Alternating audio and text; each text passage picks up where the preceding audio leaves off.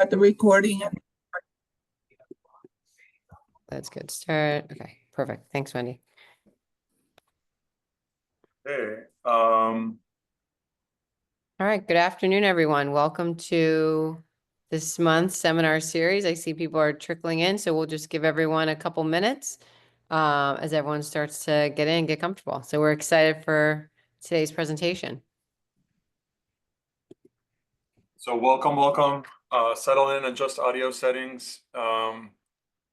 If you're here for the Firefighter Cancer Initiative's scientific seminar series, you're in the right spot. So just adjust your screens and volumes, and we'll get started in a minute as folks continue to trickle in.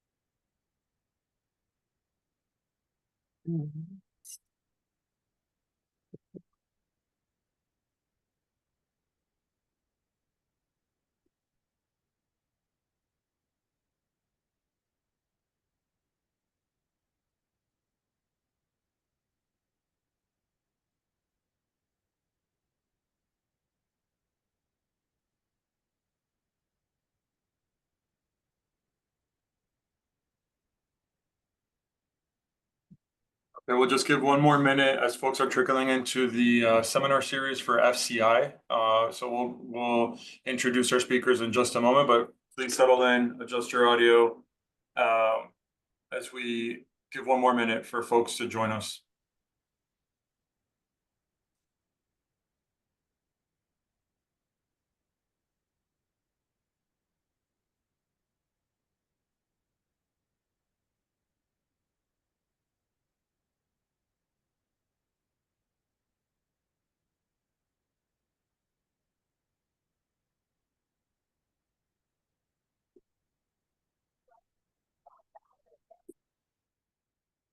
Okay, it is 1:05, so we'll go ahead and get started in the interest of time to support any Q&A that comes from our firefighters. So if you're tuning in, you're watching the Firefighter Cancer Initiative's monthly seminar series. So this is our last one for 2024, and we're closing it out with a bang with our Torches Fellows. Before we invite them to the platform to present on their projects, Dr. Sally and I just wanted to remind everyone about what the Torches Fellows are. So new to this year's programming in the Firefighter Cancer Initiative is the Torches Fellow under the leadership program.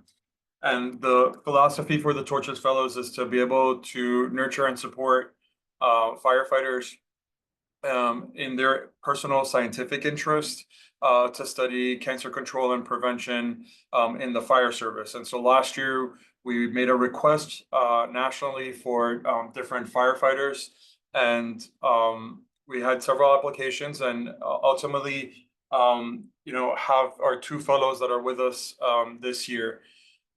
This has been a really unique opportunity to spend quality time with our firefighters and thinking through cancer in the fire service and then designing their own projects.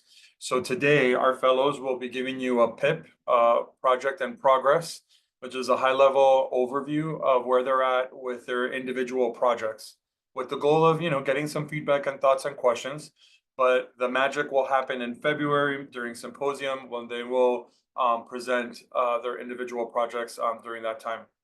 And so hold your questions to the very end. There's a Q&A button down below, which is the spot where you want to ask your questions. So if you want to go ahead and enter them as we move along, we'll help facilitate them for our fellows, and we'll do them in sequence. So once our first fellow presents, we'll turn it over, we'll do some Q&A, and then turn it over for our second fellow to present, and we'll do some Q&A there. Okay, so without further ado, I present to you our first fellow, Let's see how I get this right, because this is a very decorated firefighter. So Dr. Assistant Chief Brian O'Neill, who hails from the San Antonio Fire Department in San Antonio, Texas. He has decided to focus on cancer survivorship. So his presentation will be a critical analysis of the reintegration experiences of firefighter cancer survivors. So please join me in welcoming Dr. O'Neill. Hello, everybody. Are y'all ready for me to share my screen and do my thing? Okay. You're ready, go Yeah, for it. go ahead. All right, let me do that.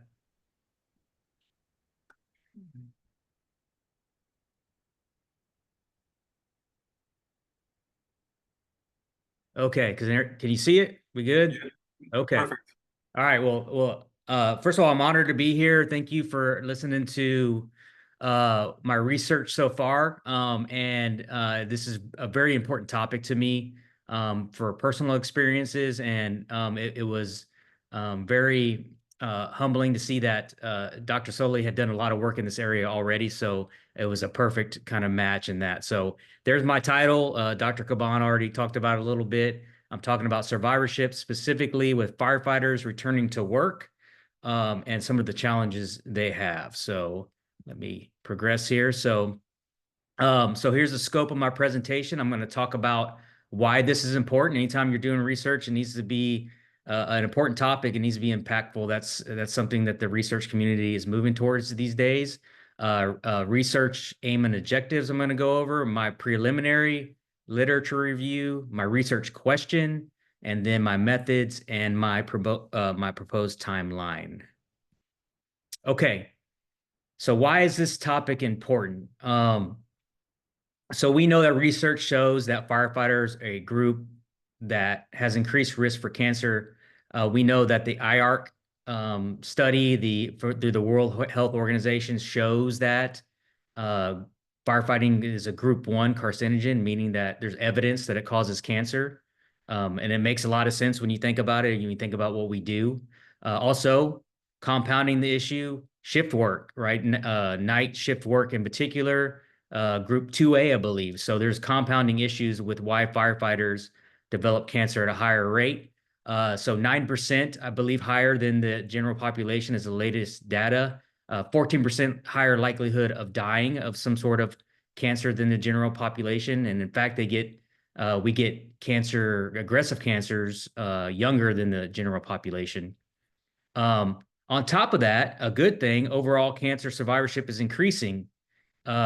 So new medicines, the research that's being done, early interventions, early detections is increasing survivorship, not just in the local population, but that should translate into the fire service as well.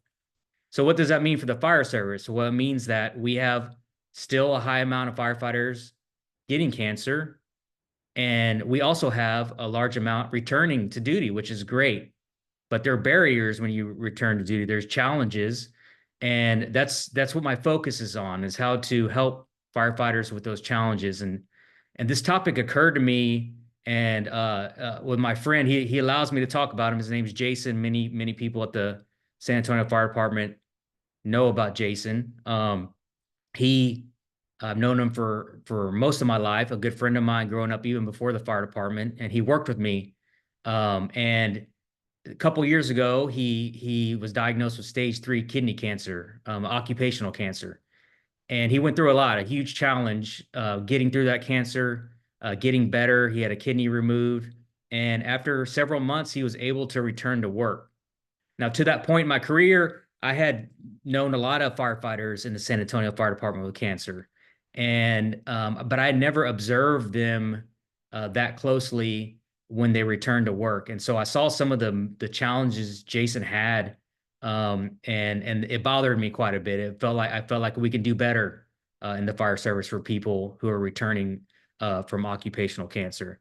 So that's a big igniter to this research that I'm trying to start up here. So you can see in Dr. Soley's previous publication, she wrote, there is limited research related to cancer survivorship amongst this occupational group, meaning firefighting. Therefore, this study that I'm doing right now aims to analyze the reintegration experiences of firefighters who have survived cancer using a theoretical approach, which I'll talk about a little bit, to guide policy and practice improvement. So the key outcome of this, hopefully, will be able to guide policy and practice to help support firefighters better when they return to duty.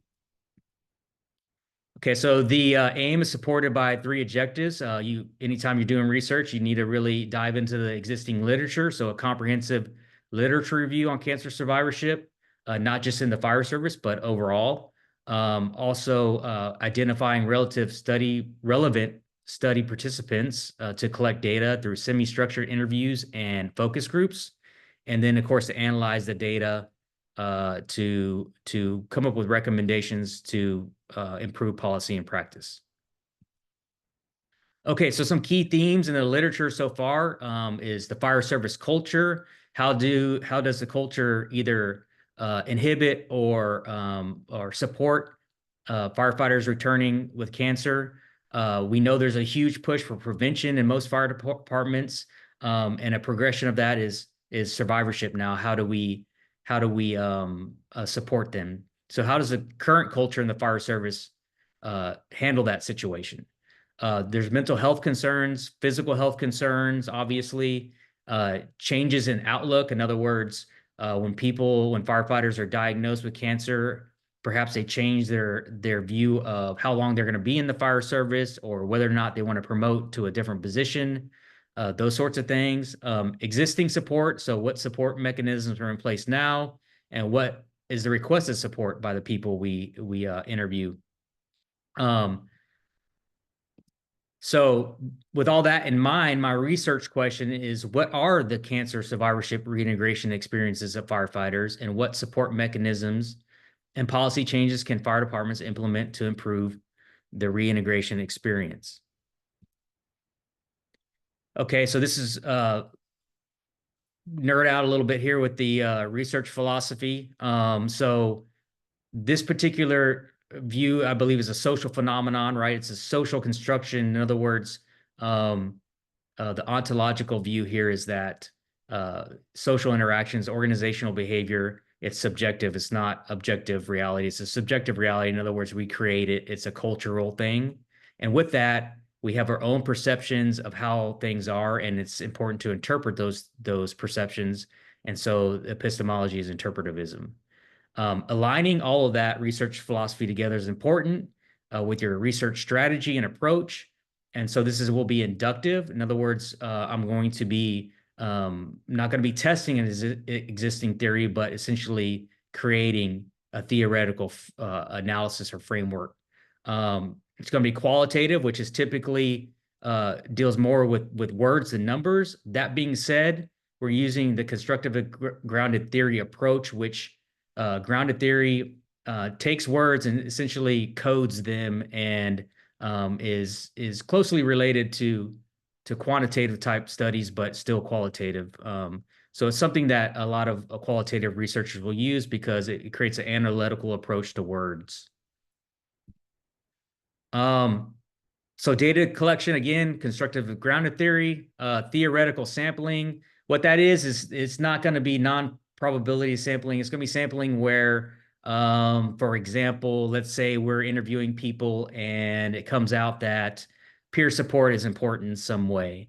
Well, then we have the freedom to kind of address that and kind of look for people that maybe are involved in some peer support or have had experiences in that realm. So you're sampling based on where your theory is taking you. So semi-structured interviews and focus groups, they really, I think, assist with each other. They're great for qualitative analysis. And then the participant selection. So put a quote there on the bottom. We aim to develop theoretical analyses and value-grounded theory studies for informing policy and practice. So again, there's that policy and practice, and that's why we're choosing these methods. So when it comes to participant selection, based on where we're located, I'm located in Texas. Dr. Sully's located in Florida. I think a lot of our initial interviews and focus groups will come from those areas. But then we aim to expand to anyone in the fire service until we hit saturation. And so saturation is a point in grounded theory where you're analyzing and you don't get any new information. And so that's when the theory is fully developed. So a little bit more about coding and grounded theory. It involves that constant comparative analysis. So in other words, you're analyzing the data as you gather it. So it helps you develop different types of concepts into categories, into themes. So you start with what's called open coding. So you code everything. You use software to do that. So In Vivo is a good one and probably the one we'll use. And with that open coding, you'll start to see concepts emerge.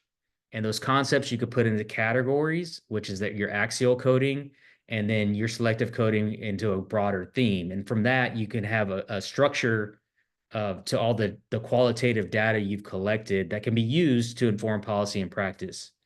Validity is important in qualitative research because it's not as straightforward as it is in quantitative research. So descriptive validity is essential. So anytime you do qualitative research, you have to make sure you're describing what you did in detail so that the reader can understand the process and it brings validity to the process you use. Interpretive it and make sure that you interpret the interviews and the focus groups correctly, and that iterative process of analyzing the data helps with that. And then theoretical validity is, does this structure that you created, these themes and categories, do they make sense to the broader studies on the subject? In other words, existing studies, does it make sense to that, or is it something just completely missing? So the limitations are, because it's a qualitative study, generally not generalizable, but it's important to know that with qualitative studies, you get deeper, richer data that tells a deeper story, and it is applicable to similar situations that were studied. So it's still a very important study. Implications are just that it can be used to inform policy and practice and help support firefighters who return to duty. So our questionnaire, both for our focus groups and our semi-structured interviews, are going to deal with the initial experience. So what was existing when the firefighters were diagnosed, the resources they had, then their reintegration experience, the policies and procedures for that for their department, their physical and emotional well-being, support systems, their workplace environment. Does the fire station they came back to, does it have a culture of cancer prevention, or does it not? Challenges and successes that they had. And then their personal and professional impact, right? So how did it affect their family life, outlook on career, any coping mechanisms, either positive or negative, maybe exercise and health as a positive mechanism, or maybe not, maybe the other direction with alcoholism or something like that.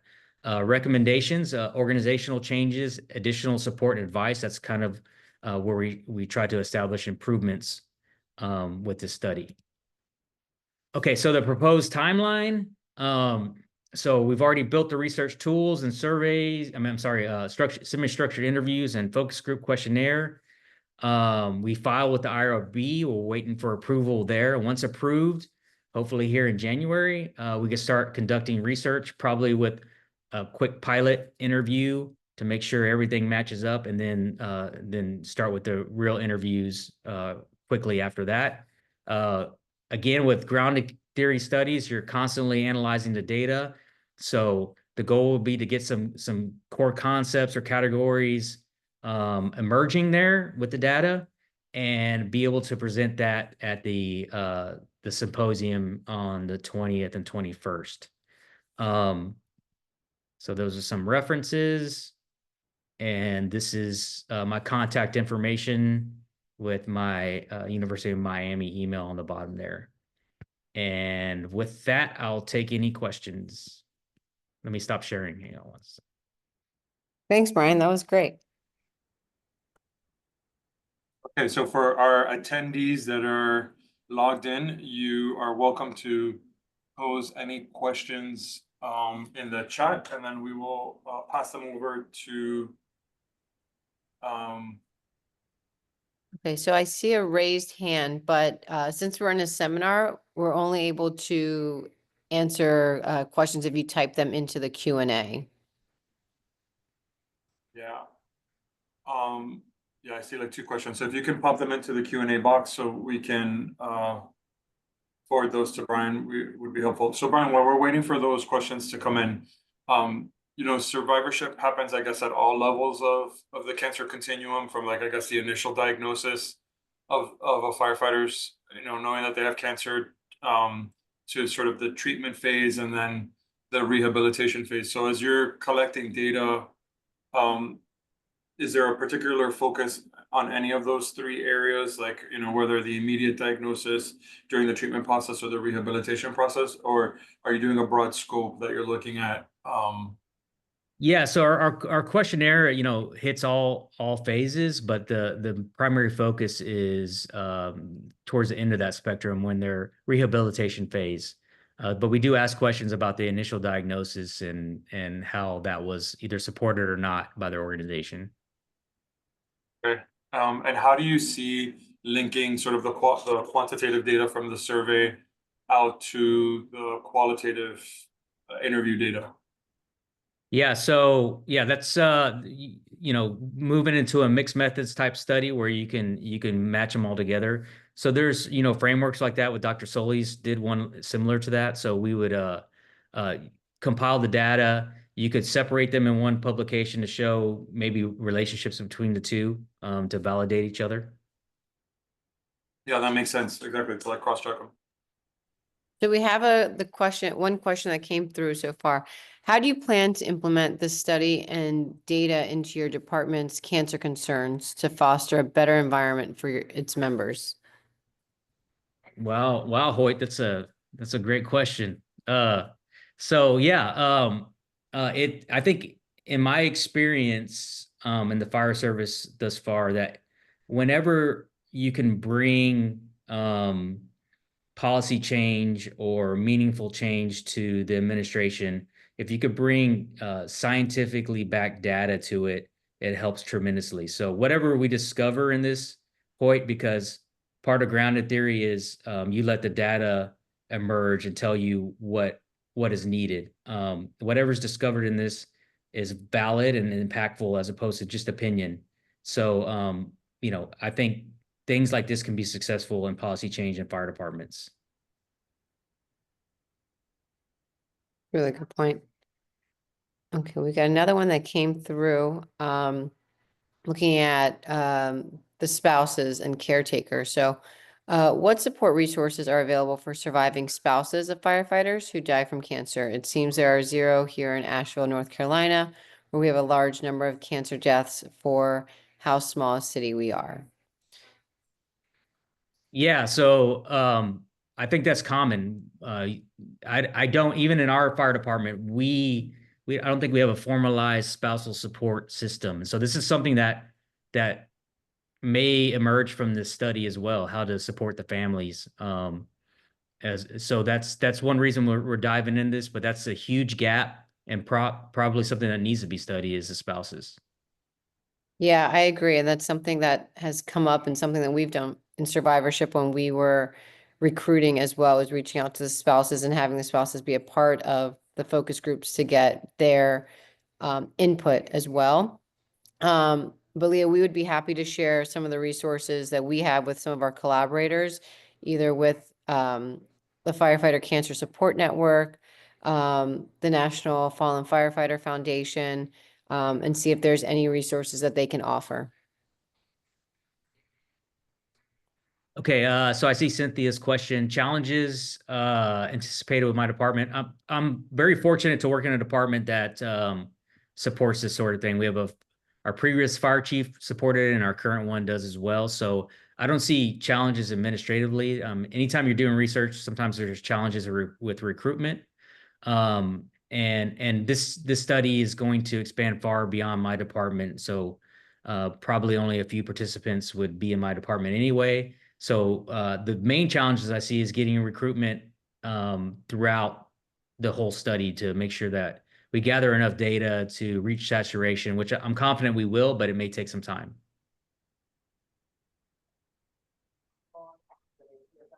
That's great. Yeah, and I think you really hit it. I mean, recruitment's always a challenge, but I think you've really set the stage, and you already started making contacts not only within your department but surrounding departments. So, I think you'll do well. So I'm excited to see once data collection starts happening. Me too. Me too. Well, thank you, Chief. That's great. There's excellent progress here. With the project. Okay, so we're going to pivot now to our second fellow who will be presenting on her project. Please join me in welcoming volunteer firefighter Lara Foster, who comes to us from Huntington, West Virginia. She is going to present to you on using a photo voice approach among volunteer firefighters to be able to assess their health and safety concerns. So, Lara, the floor is yours. Awesome. Thank you all. I'm going to go ahead and share my screen and then start the slideshow here. Let's see, slideshow from beginning. All right. And can you guys hear me all right? I can't really see you right now, so I'm just going to go with it. Yep. Loud and clear. You're good. Thank you so much. So this is, again, thank you all, and thanks for the opportunity to be a fellow. So I have to practice this. Dr. Assistant Chief O'Neill has also been a mentor along with Alberto and Dr. Soleil. So this is a real-time issue, cancer period. The infographic from the National Institute for Healthcare Management actually just came out today again. NPR had a article that's National Public Radio for those of us who don't listen to real radio or the regular radio nowadays, but they had a microplastics and cancer commentary, a little piece there. Fire Engineering and the First Responder Center for Excellence has a new release next month or this month. So these are real topics that we're talking about in real time for the general population and for firefighters. The unique aspect I think I bring to this initiative and this fellowship is that I am a volunteer firefighter. Those are those of us across the nation who are unpaid, but get to go and serve our communities because that's what we want to do. At least that's what I want to do. So this research project kind of came along with that experience. Again, Brian said it's got to be meaningful for the researcher. There's got to be an interest in a certain topic. So we're working on, or actually already implementing this project, the photo voice approach to volunteer firefighter health and safety concerns. So the overview of the project, again, I like O'Neill's methods. Thanks for doing our methodology. So we're going to tag team on that.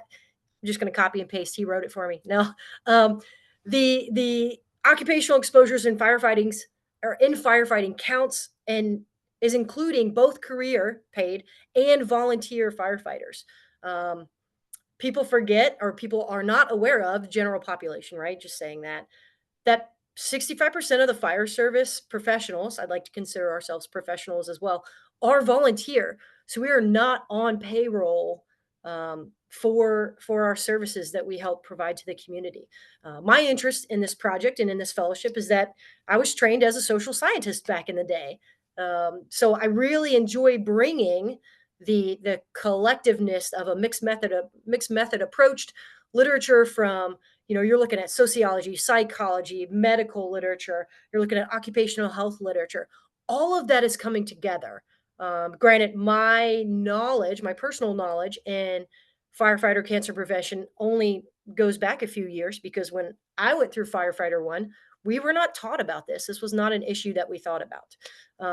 And then just for some clarity, my phonics probably aren't phonics correct, but Appalachia, right? In Appalachia, this is also kind of one of those things that goes into why I'm asking these questions of what is important for our health and safety, or what do we perceive is important for our health, and then what do we perceive as a risk factor is our natural environment, and maybe some of the Appalachian fatalism that we experience here.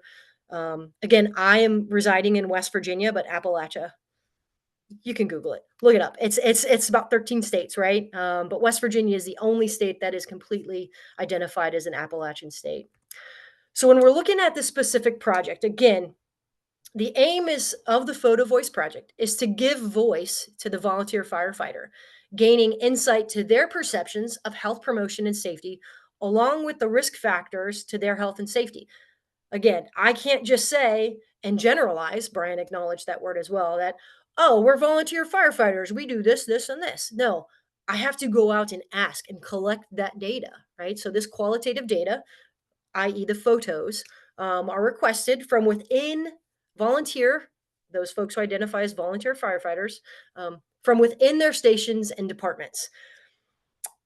Brian's been a firefighter for years. I don't want to say, hey, firefighters, go take pictures on the scene, because then that would just leave me and him to do all the work, right? So that's one of those aspects of one of the limitations possibly might be only having them take photos within their stations or within their departments, but it's also the safest way I could gain access to what they were seeing on a daily basis, right?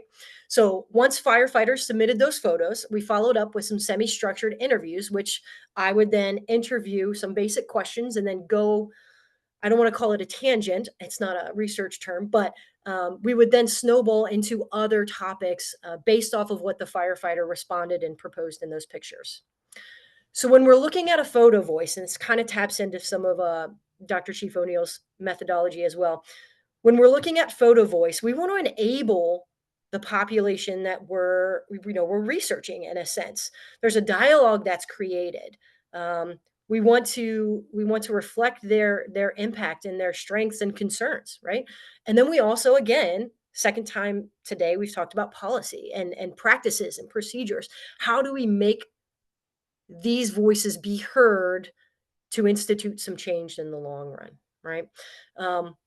We are looking at our socially constructed realities and our cultures. Those two ideas take me back to in February of 2024 this year, when I was sitting down there with Dr. Alberto Coban Martinez and Dr. Soleil and everyone else who was at the presentation down in Florida.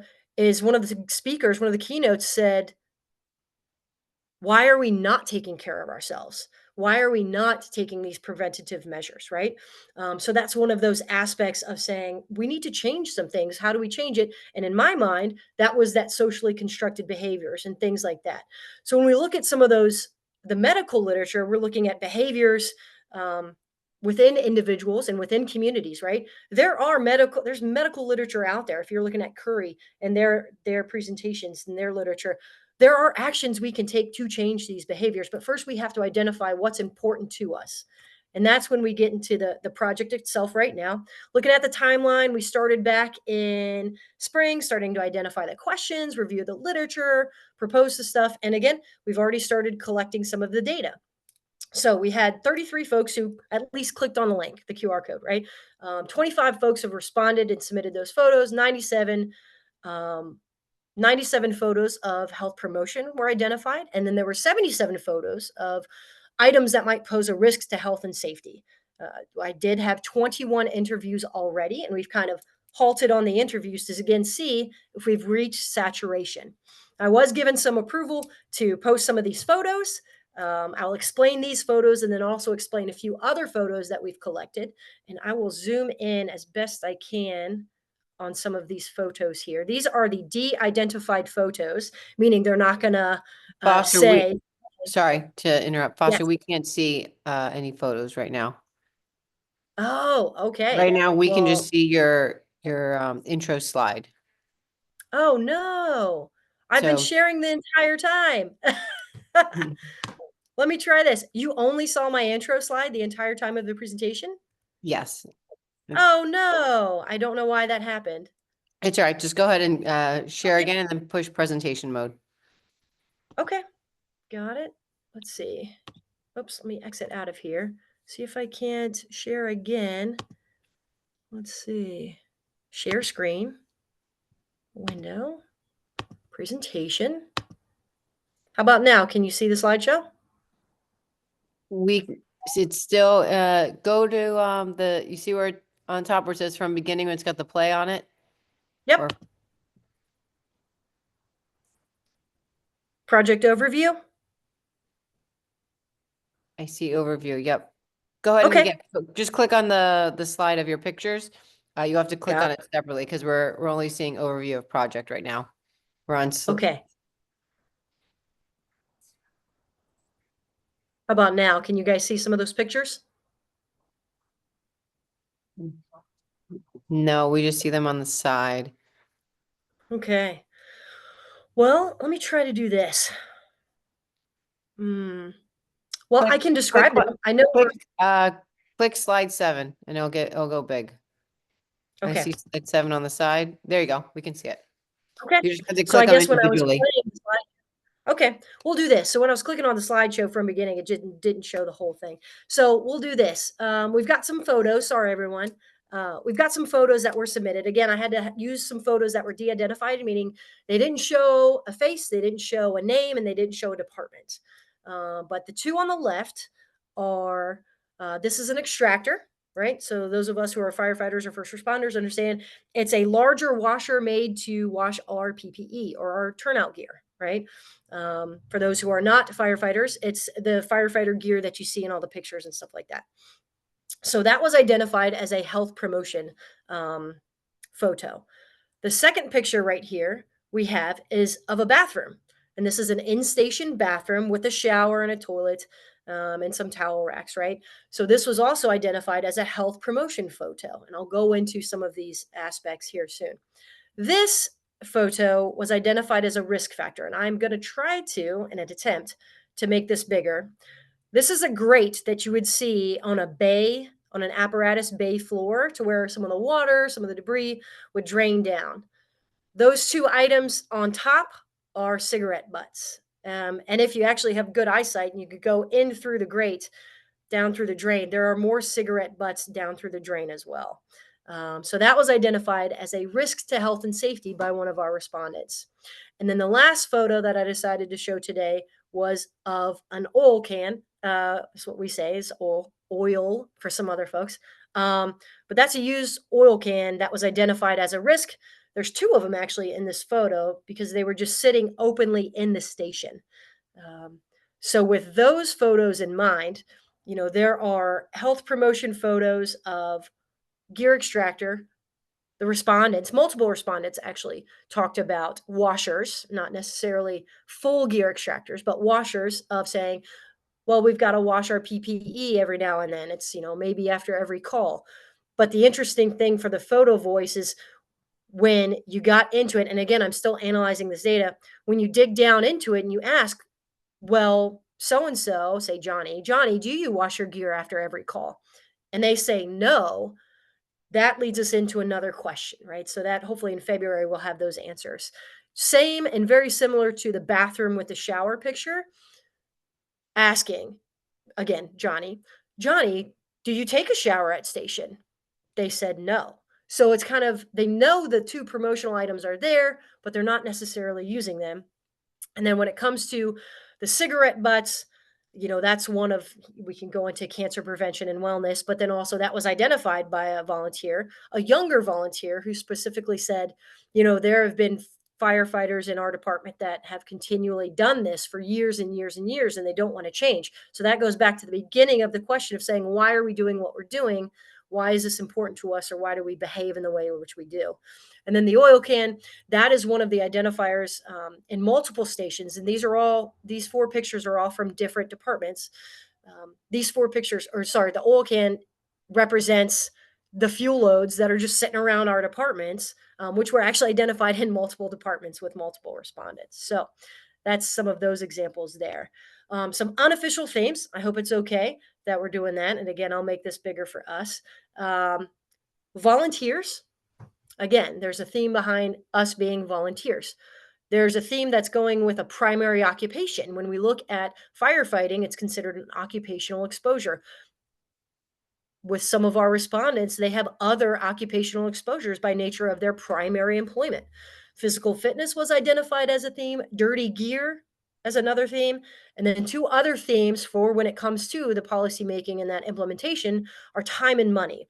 So there were a few respondents who were of all different ranks, right? So we had some firefighters, we had some officers, and then we also had senior grade officers, which would be a chief, right? So those are some other themes as well. And hopefully you guys are seeing this. Some unofficial and some quotes that I wanted to highlight here is, when we're looking at how to dig deeper into this qualitative data, I want to look at how hard, some of the respondents, how hard can you push people who volunteer their time? So two of those themes within one statement when we're looking at, as we ask folks who are volunteering their time to go to these calls, spend 2 hours on a fire call, and then to come back and spend 2 hours cleaning up, that's a time commitment, right? So we're going to look more into that. Interesting comparison potentially. Again, this is just a further investigation. If we didn't use it in 20 years, we'll still hold on to it. This was specifically referenced by respondent 26, who had mentioned storing, look at the oil can, right? Storing of old materials or old equipment. And there's maybe a potential comparison between that and what we're storing within our own bodies, when we talk about mental, physical wellness, things like that, how we hold on to that as firefighters or as first responders. And then respondent 13 and I were talking about safety officers on scene when we can't always see what's going on as an individual. There's possibly a connection, again, it's for further investigation, of how we are not seeing what the exposures that are happening right now are doing to us in the future. So that's something else there. Again, bringing in that volunteer perspective. Some references as well. And then there's some contact information if you guys can see that. I don't know if any of that was showing, or unless you looked at my face in my intro slide. No, we saw the end, so don't worry. Okay. All No right. worry. And you were explaining it well, but even people didn't see the slides. It was totally fine. I just Okay. wanted them to definitely see the photo voice and the photos. So I don't want to stop And you. again, there were more 97 photos, right, of promotion, and then 77 of risk factors. I just couldn't show them. And if you wouldn't mind, I have a few more things. There were definitely dirty gear photos.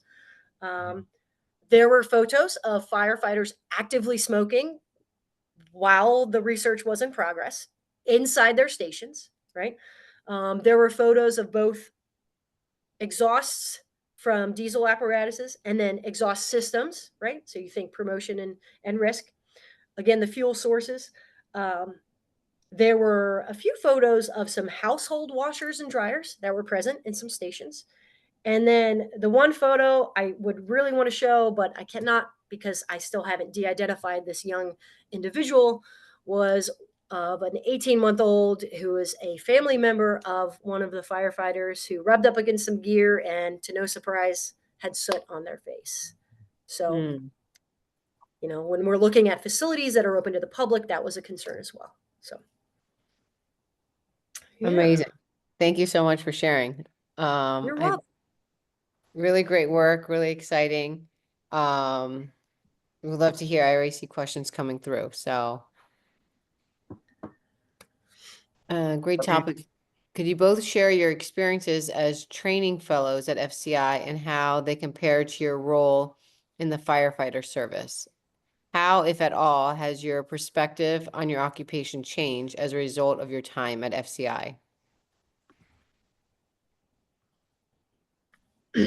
Do I go first since I'm not on mute? I was going to say, both Sure. of you don't Thanks, rush to Brian. answer. I know. Okay. I do believe that the FCI, from an academic perspective, the FCI Torches Fellowship has prepared me to maybe make the next step, which is what I would like to do. There is an input on research that is vital. But again, from the social science background, that is one of those attributing ideas that might be missing. Again, you can note all the popular literature that's going out right now, and then it's just figuring out how to take that. And I think Dr. Soleil and some of the team at FCI are actually doing this, where they take that research and those known interventions and bring it to and integrate it into the fire service. For example, and help me if I'm wrong, the bus, the medical screening bus, right? So that is one of those solutions where, and actually that was in some of the qualitative responses in my research. It says, I asked, based off the snowball questioning that we were doing, I said, if I bring a bus to you with a doctor in it, will you get screened? And this is for a gentleman who's had 10 years in the fire service and can't remember the last time he went to a doctor. He said yes. So, okay, right? So maybe that implementation is probably the next step.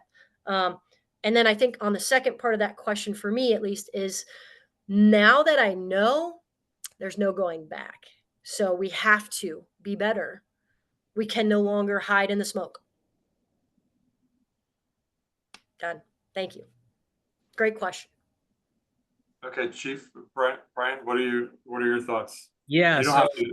Yeah. yeah. So similar to Laura, I've been really enlightened by the action-based research that's come out of FCI and the mentorship that's come from Dr. Caban and Dr. Soli as far as producing research that's meaningful and can actually be deployed into fire departments, almost immediately.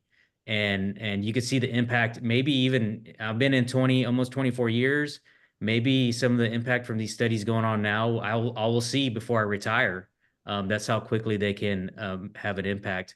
As far as the Torches Fellowship itself, both Dr. Soli and Dr. Caban have a way of communicating difficult concepts in a very easy to understand way. And I've been really impressed with that because I have had a lot of schooling and that's not something that's necessarily common. So I found it to be very informative. I've learned a lot, and I'm very humbled and honored to be part of the program. And Laura has been amazing too. Laura's doing PhD level work right now, so there's no doubt she can go on to be that if she wants to. Yeah, it's great to hear your thoughts, on the trajectory of the fellowship, because we were scared about starting the program and understanding, how best we can support firefighters to be it, right? Because, and as you both appreciate very much, like when you're the researcher, you sort of create the idea and say, okay, can I go and do this in a fire department? But the idea that the fire department is designing and, creating their own projects as needed in the context of the literature and what they need as a community-based participatory research area is really fun and exciting. And it really has been a privilege for Dr. Sally and I to be with you side by side, watching you guys develop, question, and with our crazy hectic, schedules of making everything happen every 2 weeks. It's been really wonderful. I'll see if on the floor there's any other additional questions, I guess, from our attendees, either scientific or about the FCI fellowship that you all want to ask the fellows about it. So we have one for Lara Foster. Can you share your experience with recruiting participants into the Photo Voice project? So I think this is really critical because you're working with, a volunteer population. So, probably very new to them hearing about research and getting their buy-in. So I'd love for you to share some of the stories that, you experienced so far. Well, it's funny, and again, as a firefighter, like I'd show up onto a scene, and there'd be Brian understands this. There'd be commentary behind my back of people going like, "Oh, she's doing her cancer research," and I'm like, "No, I'm putting out a fire. Like this is this is what I'm doing." Right?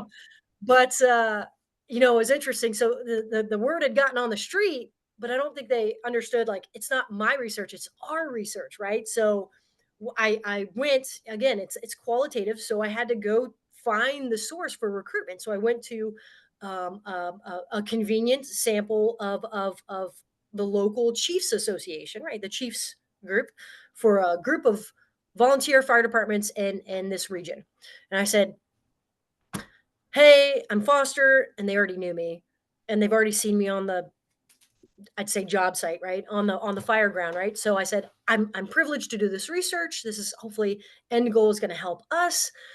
Can you please help me help your guys and girls, right? So I said, here's my fancy QR code. Um, I'm just going to sit down. They're going to answer a few questions. They'll upload a few photos, and then we'll hang out and we'll have a conversation.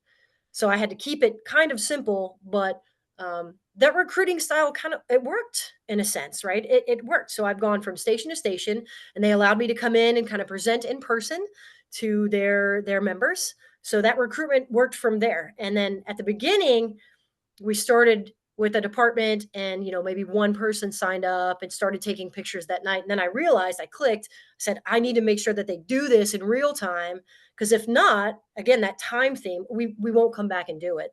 And I'll tell you, since I've had a few weeks away, I went on a holiday, there haven't been any responses. So if I'm not out there knocking on doors and recruiting, they're not going to just look at a flyer and say, oh, let me just help foster out with their survey.